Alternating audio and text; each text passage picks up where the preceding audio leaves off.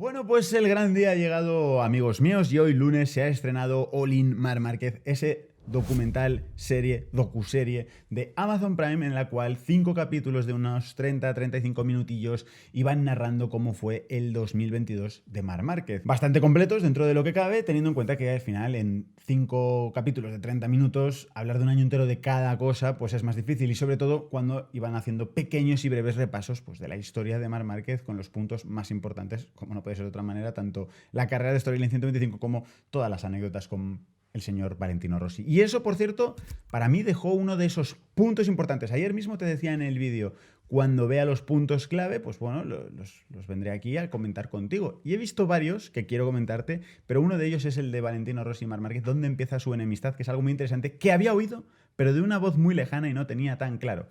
Sea como sea, ya sabes que hoy también han sido los primeros días, el primer día, mejor dicho, de test en Superbikes, que es en Phillip Island, donde esta misma semana, después de los test, habrá unos días de descanso, pero este mismo viernes empieza la acción en Phillip Island. Eso significa que ya llegan las carreras, mi hermano. Así es, este fin de semana empiezan el primer fin de semana de carreras en Superbikes con un montón de novedades y un montón de cosas más que te seguiré contando, por supuesto, en este canal. Así que si no te quieres perder ni MotoGP, ni muchísimo menos Superbikes, que también viene súper caliente e interesante, solo tienes que suscribirte al canal con ese botón rojo que pone subscribe, activar la campanita para que te lleguen todas las notificaciones y así no te pierdes nada de lo que se venga en este canal. Como esta super docuserie, que evidentemente no tenían presupuesto suficiente, por mucho que tenían varios millones de presupuesto para hacerla, pero claro, eso es insuficiente para pagar a los mejores, pues no pudieron patrocinar a Transferencia 24, claro.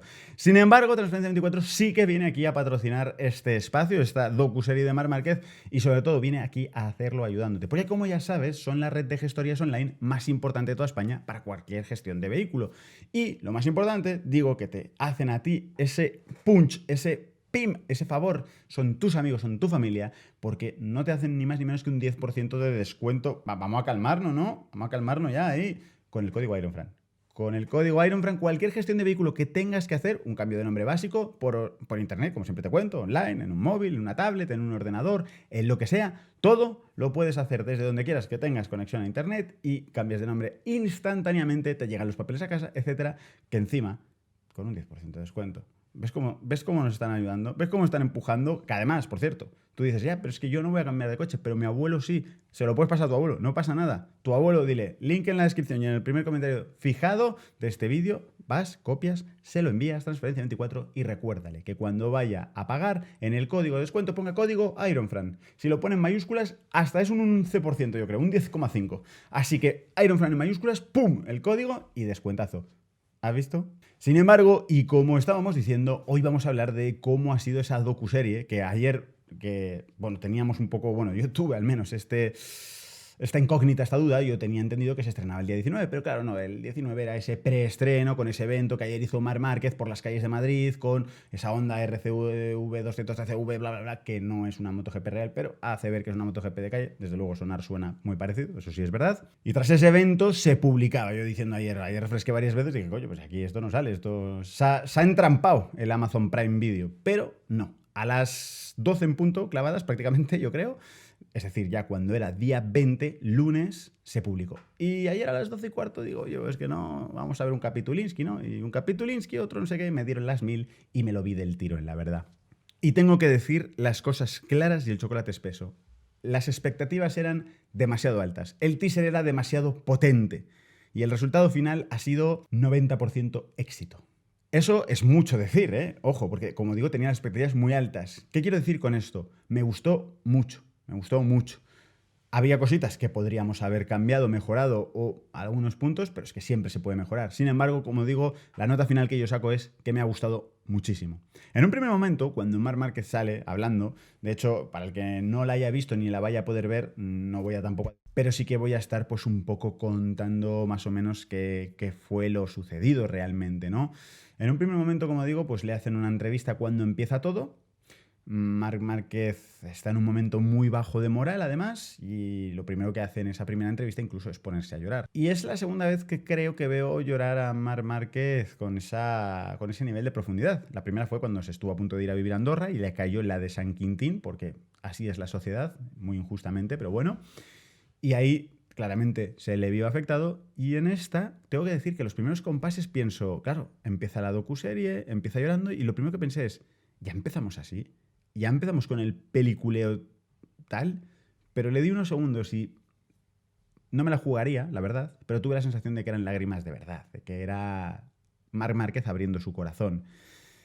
Es cierto que aquí en la docuserie fueron lo suficientemente inteligentes en Amazon Prime como para sacarlo en el primer momento y así que tú sientas esa empatía, esa un poco de pena, tristeza y ves las cosas de otra forma. Lo que siempre os cuento que al final hoy en día los profesionales de los deportes y todo esto utilizan las redes sociales precisamente para eso, para manipular, no se me malinterprete porque al final es normal, lo que tú opinas de ellos, con toda la buena intención, ni siquiera mala, pero bueno. La cosa es que, como digo, luego llegué a sentir yo completamente empatía, sentí bastante tristeza de la situación por la que atravesó Marc Márquez y la verdad es que cuando haces un repaso dices, no es que se le haya complicado, es que a pocos deportistas se le complicaron tanto las batallas, pero que encima de un tío que venía de tantísimos éxitos se le haya complicado tanto. ¡Wow! ¡Qué pasada! Y esto, para mí, demuestra el porqué de sus éxitos. Los éxitos no han venido solos, aunque es lo que parecía. Han venido gracias a esa actitud. Y es una actitud que cuando te has venido abajo 300 veces seguidas, porque además cuando no era una cosa era otra, has seguido y has seguido. Y ahí ha demostrado para mí Marc mucho, a nivel deportista por lo menos. Pero he apuntado una serie de puntos en mi cabeza que quería tratar con vosotros, que eran los más interesantes, para que, bueno, pues vayamos hablando de esto. Como decía, por supuesto, para el que no pueda verlo, el resumen rápido de cómo es el formato, más que nada, es que a Marc Márquez le hacen una entrevista, pero que todo empieza en el último día. Es decir, cuando se supone que ya han acabado todo el documental.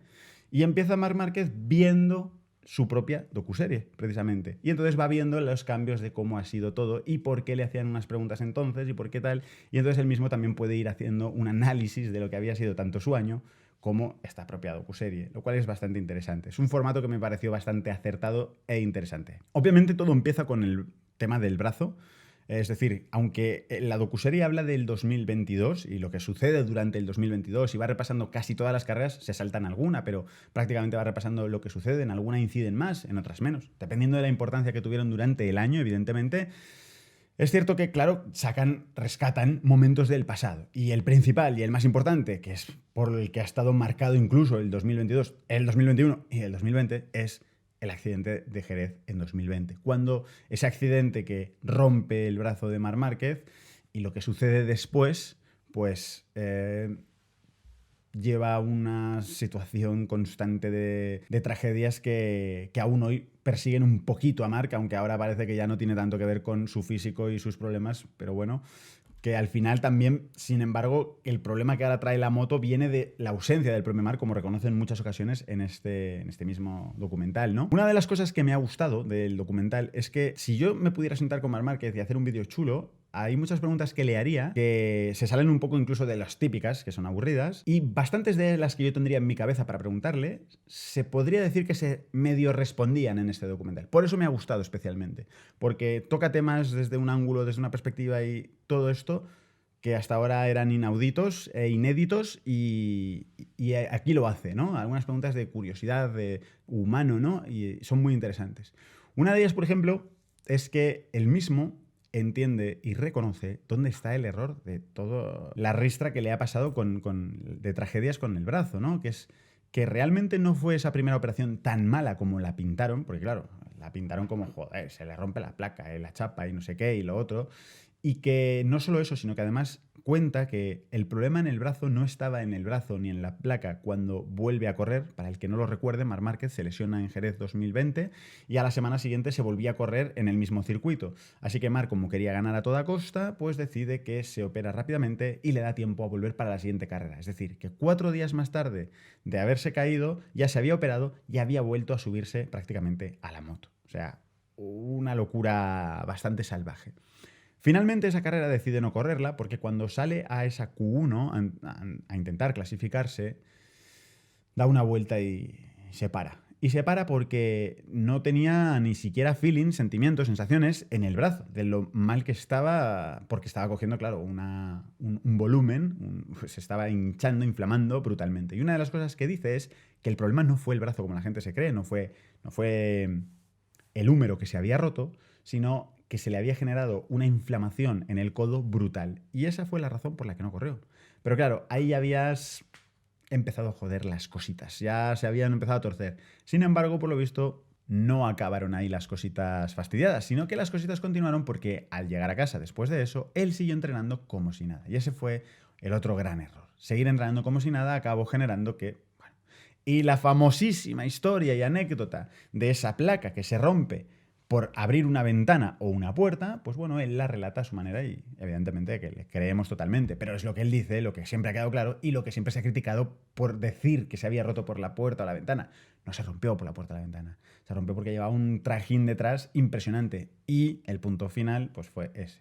Mark cuenta cómo va a salir a andar como todos los días con sus perritos en ayunas, no sé qué, por la mañana y tal cual abre la puerta, nota un clac, que se empieza a marear, que avisa a su hermano y al fisio y que el fisio dice, no, es imposible que se haya roto, y dice que le coge así el brazo y dice, la hostia, el hueso volvía a estar roto. Sí, la placa se ha roto, se ha roto. Llega la segunda operación que todos conocemos y ya todo lo que va sucediendo después. Pero sobre todo eso, entender que siempre ha sido mi duda. Si no hubieras vuelto a la moto ese fin de semana mismo, a Jerez, si no hubieras vuelto a seguir entrenando como si nada, ¿habrías seguido habiendo todas estas complicaciones? Bueno, yo claramente entiendo el mensaje de Mark, que es que no, supuestamente. Y es una de las preguntas que siempre me había hecho desde entonces, al menos. Luego hay un seguimiento a todo lo que viene después y, por supuesto, podríamos decir que incluso la piedra piramidal sobre la que fluye todo el epicentro de la historia es esa última operación que sucede a mitad de temporada de este año, ¿no? Entonces tiene bastantes momentos también de protagonismo el propio fisioterapeuta que acompaña a todas partes a Marc Márquez.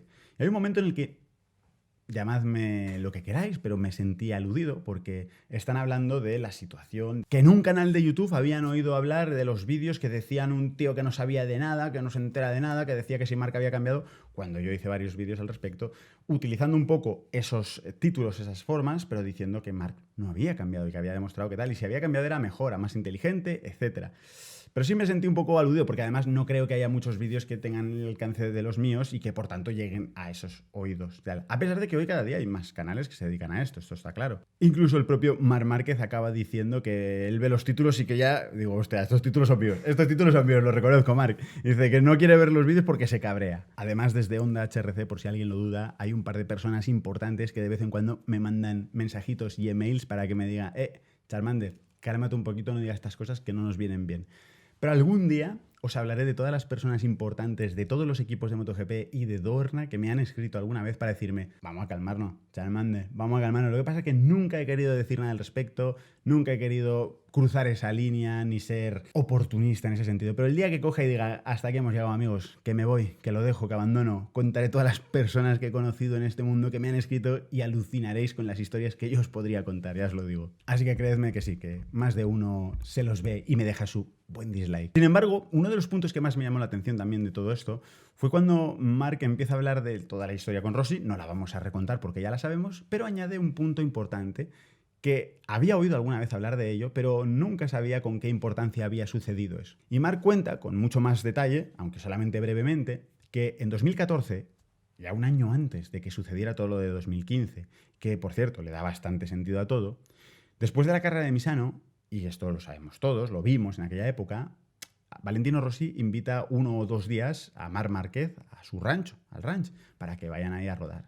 Y en ese día, dice Marc, que se picaron como auténticos locos a ver quién batía el récord. Y aunque Marc, por cierto, no lo comenta, si yo no recuerdo mal, a no ser que las cosas hayan cambiado, el récord lo sigue teniendo hoy Marc Márquez en el rancho de Valentino Rossi, aunque le duela a muchos del bando 46. Y Marc decía que desde ese momento, y lo dice en serio, luego hace alguna bromita, pero al principio lo dice en serio, o sea, para que quede claro, que desde ese día notó cómo Rossi se había enfriado con él, la relación ya había empezado a enfriarse y todo empezó a cambiar. Y que no sabe si eso es lo que realmente acabó llegando a todos esos sitios, pero hay que reconocer que después de eso, y antes de la patada de Sepang, o no patada de Sepang, cada uno que diga lo que quiera, hubo la colisión brutal en Argentina, el desenlace ya tenso y duro en Assen y finalmente pues llegamos a la situación de Phillip Island, después Sepang y todo lo que ya sabemos.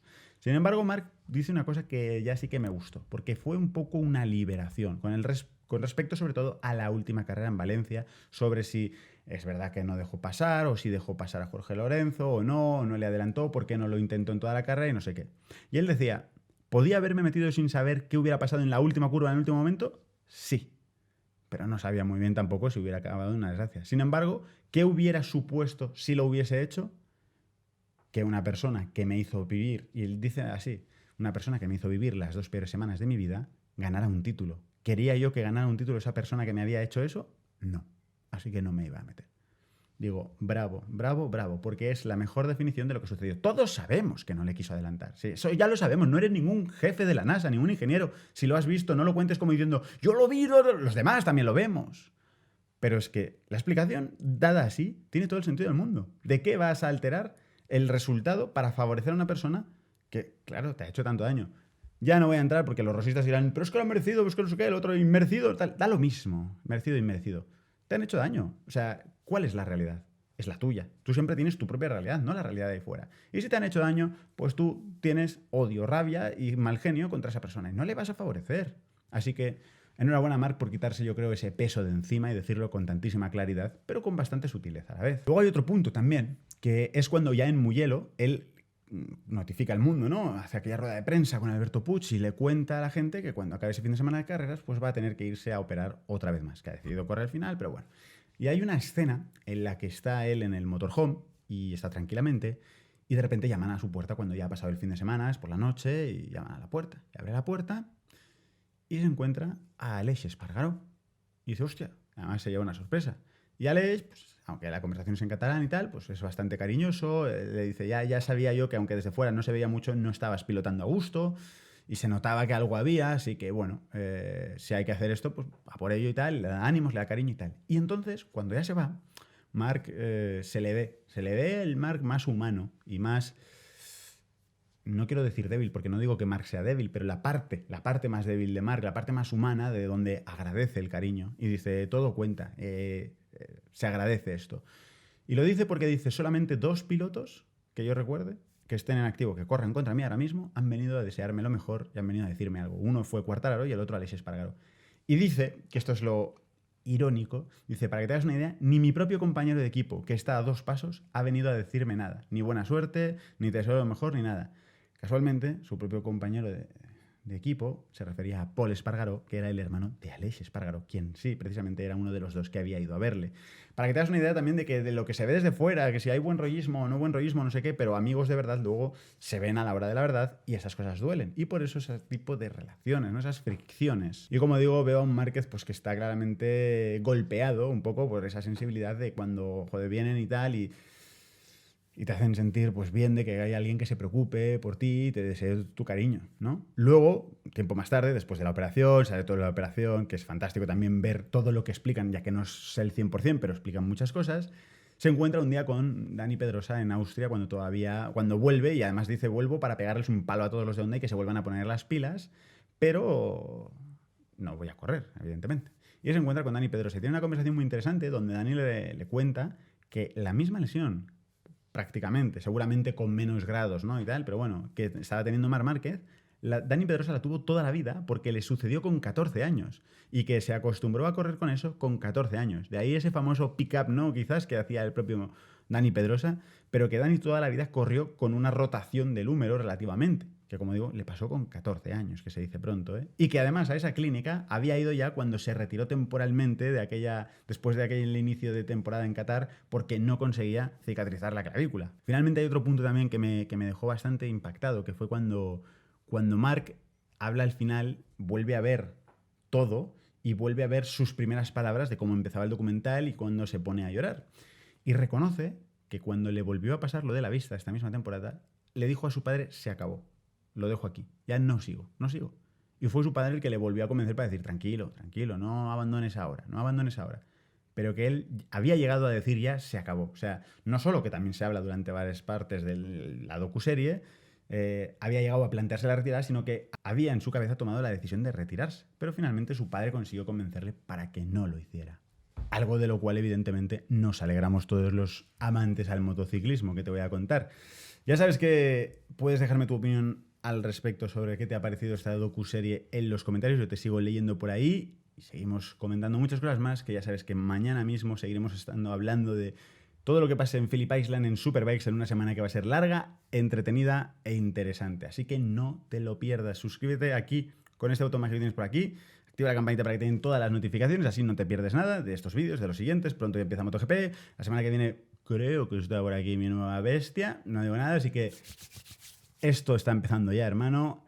Vamos a ponernos las pilas. Y tú y yo nos vemos en el próximo vídeo dando más caña. Un abrazo, brother.